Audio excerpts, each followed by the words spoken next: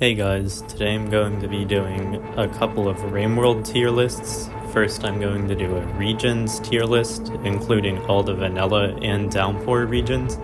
And then I'm going to do a lizard tier list, because it seemed too short to make a standalone video. I'll start off with the regions tier list. I'm going to be doing every region except Pipe Yard, because I never really explored Pipe Yard. I only found it once by accident, which I think is a pretty common experience with that area. The hell is Pipe Yard? I've never even found it. Pipe Yard? It's in every cat? How'd I never find it? Starting off F tier, the worst area in the game is the rock. Overall, a really bad area. The entire thing is just hazards and it sucks to explore. Probably my least favorite region by a really large amount. Next up, still in F tier, is the exterior. The exterior was by far one of the least enjoyable areas for me to go through. The wall is actually fine. I don't mind it that much. However, the other parts of it, the leg and underhang or whatever they're all called, those suck. I hated going through them. I couldn't see because of the brightness of the screen, and I died so many times trying to climb up them. The exterior is definitely deserving of F tier.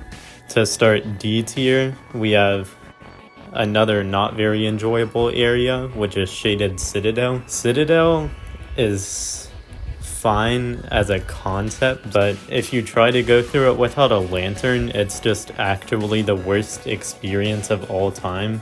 It really just, I don't know, the darkness mechanic is dumb. I don't like it. After that, we have Subterranean. Subterranean was not super enjoyable to go through either. It's mostly just a bunch of tight passageways filled with enemies, and the whole thing is designed like a maze. Especially that one weird sub-region that's red colored. Subterranean was just not very fun, but it's not a horrible area. Next in D tier is Undergrowth. This area I've given D tier for a slightly different reason, and that's because it's just not memorable for me. It's probably one of the least memorable regions when I was doing this list. I think the only reason I went there as Saint is because you're required to get one of the echoes in that area, but after getting the echo, I immediately left. I think it looked kind of neat, and it was nice because it didn't have the coldness mechanic like the rest of Saint's campaign, but overall it just wasn't super memorable. I don't think anyone really spent a lot of time there. To end off D tier, we have Submerged Superstructure.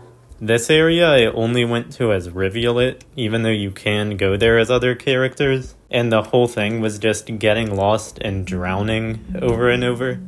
Which, it's Rivulet, the water slugcat, so the fact that you can drown there at all is kind of silly, but that just speaks to how maze-like the area is, I guess, that you drown even as Rivulet while trying to get through it. Overall, definitely not my favorite area there.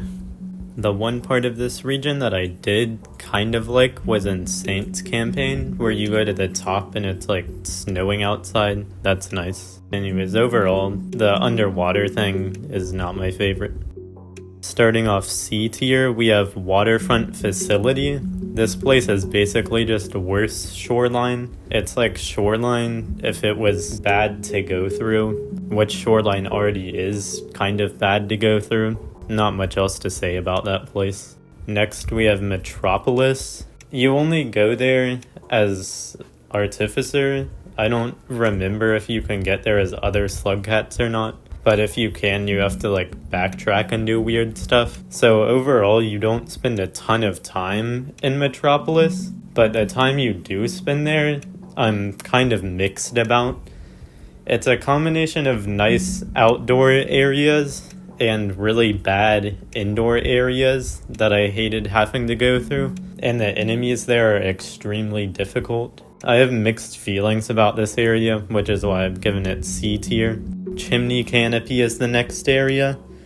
This place I really don't enjoy anytime I have to go through. It's an important step of getting to Pebbles with most routes, so you have to go through it. And I don't think I've ever gone through it and actually enjoyed my time there. It's just kind of a not super enjoyable area. The only thing keeping it in C tier and not any lower is because probably my second favorite Echo is there. After that, Garbage Wastes finishes off C tier. This area is just kind of there. It doesn't really stick out as anything super special to me. Sometimes it's fine, sometimes it's kind of bad. It's not a horrible area, but there's just nothing to me that makes it really special. Moving on to B tier. At the bottom of B tier, we have Rubicon. This place wasn't my favorite when I first went through it, but it's also not a bad area, so I don't want to put it any lower than this, really. It's basically just a void or the abyss or whatever it's called, if it was a whole area. And it is kind of fun to go through as Saint, because you have the Ascension ability at that point, so you can just fly around and instantly kill anything, which is pretty nice. But the area is just, it has a really neat design, but wasn't my favorite to go through, and is fairly short, and also the mini-map didn't work, which was really annoying. I don't know why that was the case. After that, we have Drainage System. Drainage System is one that I could have put a bit lower, to be honest. It's not horrible. I feel like it's not a place you go super often, but when I do go there, I don't really mind it. It's kind of just largely linear tunnels that you have to go through, with some occasional water and an enemy here or there. It's not a bad area, but it's not a great one that really stands out either. Next up in B tier, we have Sky Island. Sky Island is a really nice area. It's really beautiful and I enjoy being there. However, I almost never go there because it's extremely dangerous. It's one of the nicer areas appearance-wise, but I just never go there. In fact, I actively avoid it because being there is such a detriment. Next up, we have Looks to the Moon. This area is just, it could have been higher, to be honest, but the thing that I don't like about it is the outside exterior part, which I disliked almost as much as the actual exterior region. Looks to the Moon is kind of a combination of the exterior and 5 pebbles, and the part I like is the 5 pebbles type part. It's basically the same thing as 5 pebbles because both regions are inside of an iterator, but it's kind of everything about 5 pebbles that I like with nothing that I don't like the rot. So that part is very nice, and of course you can visit Moon there, which is cool. But the outside exterior type part is kind of not as good. It's not as bad as the actual exterior, but you know. And next is 5 Pebbles. 5 Pebbles is pretty nice. The rot inside of it makes it a bit hard to navigate at times and isn't my favorite. But overall, it's a pretty nice area. It has kind of a neat vibe inside of it. I think it fits pretty well in B tier. To start off A tier, we have Outer Expanse. Outer Expanse is a really pretty area, and I like it a lot, especially the ending part. The part that's keeping it from being any higher than a low A is like half of the area where you have to go through these random rooms with like enemies and random crap, and it's kind of horrible to navigate. But other than that, the area is really scenic and beautiful, and I do like the majority of it, I would say. So once you get past that first horrible part, the rest is pretty nice and beautiful. After that, we have Shoreline. Shoreline is a nice area. I kind of like being there. It looks nice. It's a bit bleak, but it's still enjoyable to be there. It's a nice combination of big open areas and underground tunnels. And of course, Moon is there, which is a plus. Some of the enemies there are bad, but it's not the worst in terms of hard enemies. So it's just kind of it's a nice place to be, I think. And to top off A tier, we have farm arrays. I really like farm arrays. It has a great vibe.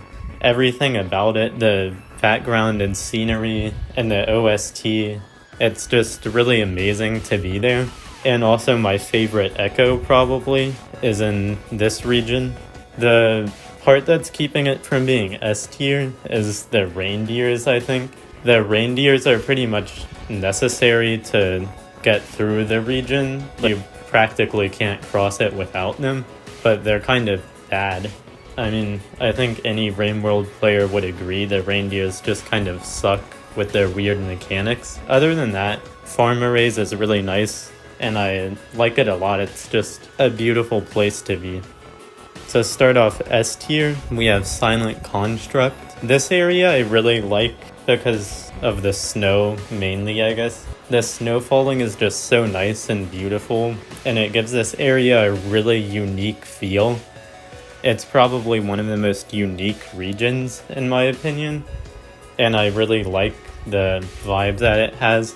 It can be a bit tough to navigate at times, but overall it's a really nice area and it feels cool to be there. And also it's good story-wise because of Pebble's remains being there. Next we have Industrial. Industrial Complex is just a nice solid area. No way to get around it really. It's nice. There's a couple different ways that you can go, and there's a couple of bad spots, but overall I think the positives outweigh the negatives, and it's just a nice area. And finally, the best region at the top of S tier is Outskirts. I know Outskirts is one of the most boring areas to be in maybe, but it's just nice. It's a really solid area where you start off the game. Kind of like the safe starting area, I guess, but it just has a nice feel. It's nice to be there, and you can't really get much better than that, I guess. Some places have nice scenery or you can explore a lot, but this place just has a homey feel. It's pretty nice there. So that concludes the regions tier list, and next I'll do a lizards tier list. So this one will be a bit shorter. So at the bottom of D tier, we have blue lizards. Blue lizards are just the most boring ones. There's nothing really special about them. They don't do anything different. They're kind of cute, but still probably the worst one. And after that, still in D tier, we have pink lizards. Pink lizards are they basically are the same thing as green lizards, but less cool. It's just the least creative one. I guess both of these in D tier are. Starting in C tier, we have white lizards. These ones have kind of a cool concept, but really there's never been a time where I saw one and didn't groan. White lizards are just a pain to deal with, and I don't think anyone really likes them much. They blend in so much and then they grab you with their tongue. It's just annoying. Next in C tier, we have orange lizards. These ones gang up. That's about all they do. It's kind of cool, I guess, but also pretty boring. Not really much else. It's always kind of neat to find a gang of them somewhere, I guess. Next, still in C tier, we have salamanders. Salamanders are pretty solid, I guess, but there's just nothing much about them that I find to be super cool or unique. And they're also the only ones on the list that aren't actually technically lizards, but I'll still include them because it's pretty much the same thing. To finish off C tier, we have black lizards, also known as mole lizards. These ones are pretty neat, like it's a unique concept for these ones, but they're not super memorable, I think, because you almost never see them. There's some in Citadel, but not many, and it's pretty rare to actually come across them, and they're never really much of a threat. And then there's a few in Subterranean, I think. Like one room that I remember specifically was full of them. Overall, it's a unique idea, but not super memorable because of how little of them there are in the game. In B tier, we have the strawberry lizard. I only saw one of these maybe once while playing as Saint, so they're not not super common, but it is a really unique and really cool concept. It was neat and kind of scared me when I first saw one, so that's points for it, I guess. Starting off A tier, we have eel lizards. These guys are just really cool. They're just big, giant lizards and they swim around underwater. It's just a cool idea. They're pretty neat. Next, we have caramel lizards. These guys are cool as well. They kind of just do what green lizards do, and they can also spit stuff at you, but they're neat. They have a lot of personality and I like them. And finishing off A tier, we have green lizards. These guys are just the classic lizard. They're big, they're pretty cute. They don't pose much of a threat, but it's just a nice, solid lizard design. You can't not love these guys. I think all of the lizards I've ever tamed have probably been green lizards. And it's always a shame when they can't really navigate around very well because you have to leave them behind, but they're nice. Starting off S tier, we have cyan lizards. These guys are just really cool. They're also really scary and can sometimes be very annoying to encounter, especially on the wall when you're trying to climb up it. But they're very cool. Definitely the coolest and most unique lizard design, and who can't love them? And finally, the best lizards are red lizards. These guys are just the strongest ones. They're really cool, and what other place could they be but top of the list? Alright, that was my complete Rain World regions and lizards tier lists. Thanks for watching all the way through. Thanks as well for 300 subscribers. So yeah, see you in the next video.